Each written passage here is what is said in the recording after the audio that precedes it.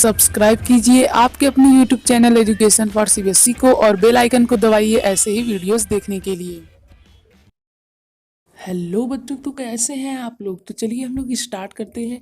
आज हम लोग करने वाले हैं एनसीईआरटी के क्वेश्चंस। तो चलिए इसे बिना लेट किए स्टार्ट करते हैं। जल्दी से तैयार हो जाइए अपनी कॉपी और अपनी पेन को लेकर के, ताकि मैं आप लोगों को जिन जिन क्वेश्चन में जो पॉइंट्स बता सकूं आप लोग उन्हें नोट कर लीजिएगा।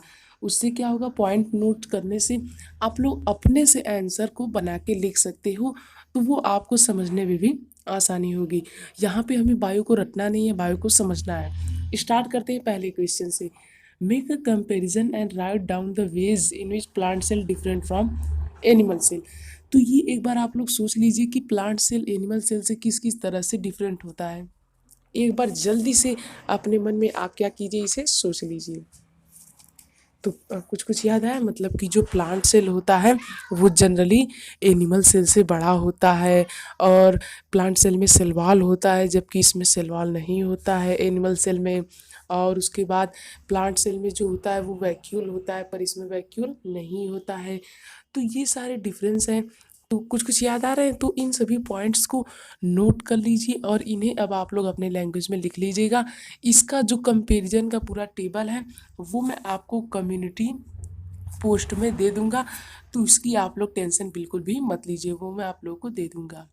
उसके बाद how is prokaryotic cell different from eukaryotic cell, ये भी मैंने आपको बताया था वीडियो में। तो बहुत ही आसान सा है डिफरेंस। तो इसका मेन डिफरेंस मैंने आपको क्या बताया था जो आपको भूलना नहीं है। मैंने बताया था कि प्रोकैरियोटिक सेल में न्यूक्लियस नहीं होता है। बस आप लोगों को ये बहुत ही इंपॉर्टेंट है, इसी को याद रखना है। क्लियर। तो यहाँ पे न्यूक्लियस नहीं होता है प्रोकैरियोटिक सेल में, और यूकैरियोटिक सेल में होता है। प्रोकैरियोटिक सेल में क्रोमोसोम्स के नंबर बहुत ही कम होते हैं और यूकैरियोटिक सेल में ज़्यादा होते हैं।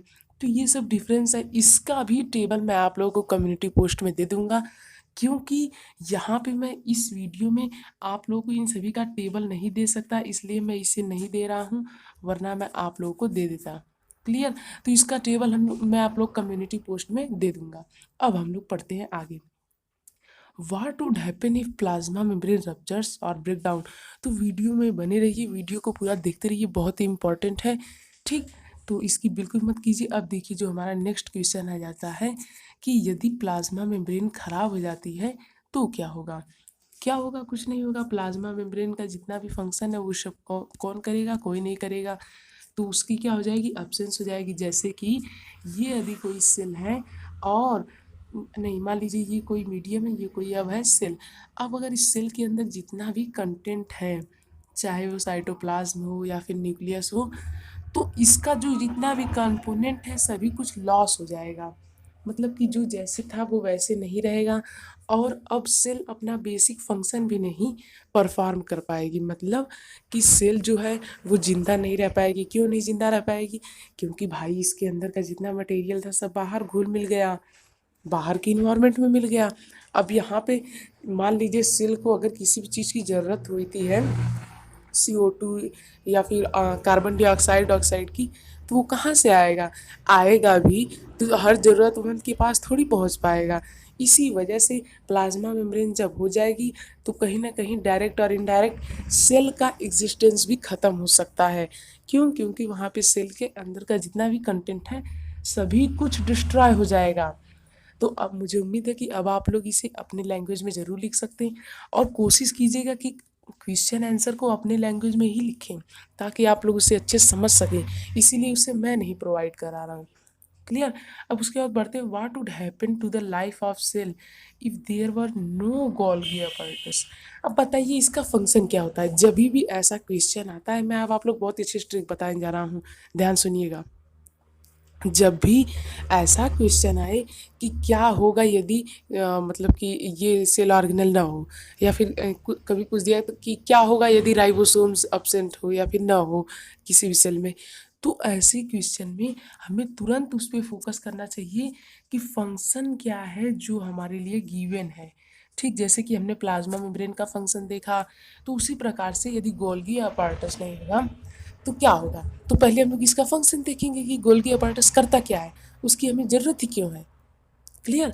तो ये बनाता है लाइसोसोम्स को बनाने में, ये बहुत ही हमारी क्या करता है, मदद करता है, बहुत ही हेल्पफुल रहता है किसे बनाने में, लाइसोसोम्स को बनाने में।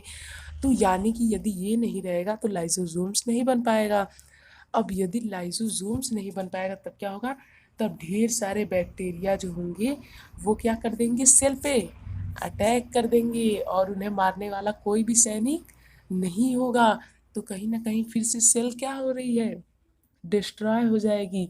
कोई भी डाइजेशन का काम नहीं होगा, कोई भी क्लीनिंग का काम नहीं होगा, और वहाँ पे कोई भी मतलब कि एक्सोसाइटोसिस नहीं होगा, और तो और प्लाज्मा मेम्ब्रेन की नई फॉर्मेशन भी नहीं होगी। क्लियर, समझ में आ रहा है ना। तो इन सभी पॉइंट को आप लोग नोट कर लीजिए, फिर इन्हीं सभी पॉइंट के हेल्प से अपने लैंग्वेज में आंसर लिखिए। तो यदि गोल्गी अपार्टस नहीं होगा तो क्या होगा, तो उस समय वहाँ पे कहीं ना कहीं सेल को बहुत ही ज़्यादा नुकसान होगा, क्योंकि लाइसोसोम्स का फॉर्मेशन नहीं होगा। उससे होगा ये कि बाहर से कोई भी आके, कोई भी पैथोजेन या फिर कोई भी यदि बाहर से स्ट्रेंजर आके इस पे अटैक कर सकता है। क्लियर। तो चलिए अब लोग पढ़ते हैं आगे।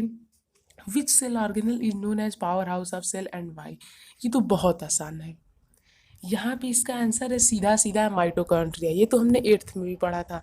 तो माइटोकॉन्ड्रिया को ही पावर हाउस ऑफ सेल कहा जाता है।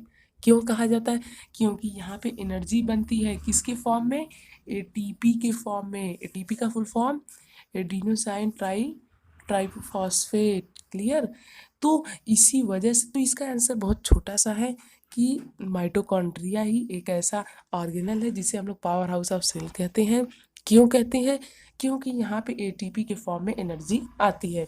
बाकी यदि आप लोग टेंशन ले रहे होंगे पहले और दूसरे क्वेश्चन का, तो उसका टेंशन बिल्कुल मत लीजिए, वो मैं आपको खुद प्रोवाइड कराऊंगा।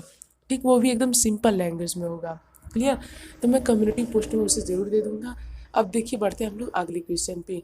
Where do lipids protein constituting cell membrane get synthesised, यानी कि ये सब कहाँ सिंथेसाइज होती है, कितना आसान है। क्लियर। तो मतलब कि चलिए अब हम लोग बात करते हैं। तो जो प्रोटीन होती हैं वो राइबोसोम्स में सिंथेसाइज होती हैं। अब राइबोसोम्स कहाँ होते हैं, रफ एंडोप्लाज्मिक रेटिकुलम में होते हैं। जबकि यदि हम लोग बात करते हैं लिपिड्स की, तो वो स्मूथ इंडोप्लाज्मिक रेटिकुलम में क्या होते हैं, सिंथेसाइज होते हैं। मतलब कि मैंने आपको बताया था कि इंडोप्लाज्मिक रेटिकुलम दो टाइप के होते हैं, एक होता है रफ, एक होता है स्मूथ। तो रफ वाले इंडोप्लाज्मिक, अब नोट कीजिए, रफ वाले इंडोप्लाज्मिक रेटिकुलम के पास प्रोटीन सिंथेसाइज होता है, जबकि स्मूथ वाले के पास लिपिड्स सिंथेसाइज होता है। क्लियर। तो मैंने आपको ये सब बताया ही था, आप लोगों को याद तो होगा ही। अब हम लोग बढ़ते हैं, how does N amoeba obtain its food, यानी कि अमीबा अपना फूड कैसे प्राप्त करता है। तो अब आप लोग इसमें कुछ कुछ पॉइंट नोट कीजिएगा। अमीबा अपना फूड हमेशा इंडोसाइटोसिस के द्वारा प्राप्त करता है। अब इंडोसाइटोसिस की प्रोसेस तो मैंने आपको बताई ही थी, वैसे भी यदि आपने किसी से भी ये चैप्टर पढ़ा होगा तो आपको ये तो पता ही होगा। क्लियर। तो इंडोसाइटोसिस के द्वारा ये अपने फूड को प्राप्त करते हैं, गेट करते हैं, और इसके साथ साथ ये जो उनका फूड होता है ये प्लाज्मा मेम्ब्रेन के जरिए, इनकी प्लाज्मा मेम्ब्रेन काफ़ी ज़्यादा फ्लेक्सिबल होती है ना, अमीबा की, पता तो होगा ही। तभी ना उसमें ऐसे ऐसे शेप बन जाता है। तो यहाँ पे मान लीजिए एक फूड आया तो इन्होंने ऐसे शेप बनाया, फिर इसके बाद फूड को ये लोग ऐसे कर लेते हैं, फिर बीच में ला देते हैं। तो इस तरह से अमीबा क्या करता है, अपने फूड को प्राप्त करता है। तो हमारा जो बेसिक आंसर है वो क्या है कि by the process of endocytosis. तो अमीबा अपना फूड कैसे प्राप्त करता है, इंडोसाइटोसिस के द्वारा। तो ये वाला क्वेश्चन भी हो गया। अब हमारा नेक्स्ट क्वेश्चन आया था, व्हाट इज ऑस्मोसिस। अब इस पर तो मैंने 5 मिनट का एक बड़ा सा वीडियो बना दिया है, तो उसमें से आप लोग जितनी पॉइंट चाहें उतना सेलेक्ट कर करके लिख सकते हैं। पर यदि हम लोग छोटी सी पॉइंट की बात करते हैं, तो जो एक एवरेज स्टूडेंट के लिए पॉइंट हो सकती है वो ये हो सकती है कि जो ऑस्मोसिस होता है वो डिफ्यूज़न का ही पार्ट होता है, और वो हायर कंसंट्रेशन से कहाँ पे होता है, लोअर कंसंट्रेशन में होता है H2O का, यानी कि वाटर का। तो जब वाटर का डिफ्यूज़न हायर कंसंट्रेशन से लोअर कंसंट्रेशन में होता है एक सेमी परमिएबल मेम्ब्रेन के द्वारा, तो उसी को हम लोग कहते हैं ऑस्मोसिस। तो इसे भी नोट जरूर कर लीजिएगा। क्लियर। तो मुझे उम्मीद है आप लोग समझ में आ गया होगा। अभी बाकी जो बचा है 9th वाला क्वेश्चन, इसे अब आप लोग अपने से ही कीजिएगा। क्यों अपने से कीजिएगा? क्योंकि ये एक्सपेरिमेंटल बेस है और आप लोग इसे जितना अच्छे से अपने से करेंगे, समझेंगे, उतना ही ज़्यादा आप लोगों को अच्छे से मज़ा आएगा एक्सपेरिमेंट करके करने में। तो मुझे उम्मीद है कि ये वीडियो आपको बहुत ही मदद की होगी। यदि मदद की है तो प्लीज़ हमारे चैनल को सब्सक्राइब कर लें। और अगला वाला वीडियो जो है टीसू का, वो वहाँ रिवीजन कोर्स भी हम लोग उसका चलेंगे, तो बहुत ही इंपॉर्टेंट होने वाला है, तो उसे भी ज़रूर देखिएगा। तो महा रिवीजन कोर्स को ज्वाइन करने के लिए हमारे चैनल को सब्सक्राइब जरूर कर लें। Thank you. जय हिंद जय भारत। रिवीजन कर लीजिएगा और इसका जो पहला और दूसरा क्वेश्चन उसके बारे में बिल्कुल भी टेंशन मत लीजिए, मैं उसे दे दूंगा आप लोगों को। क्लियर? तो कोई भी टेंशन मत लीजिए, बस आप लोग आराम से पढ़िए, स्टडी मटेरियल मैं आप लोगों को दे दूंगा। क्लियर? तो चलिए मिलते हैं अगले वीडियो में और इसका रिवीजन जरूर एक बार कर लीजिएगा। और मैंने जितने भी क्वेश्चन लिखा है उसे पॉइंट बेस कर करके लिख लीजिएगा। ठीक? कोई दिक्कत तो नहीं ना? यदि कोई दिक्कत हो तो आप लोग कमेंट कर सकते हैं। Clear? Bye bye. Thank you. जय हिंद जय भारत।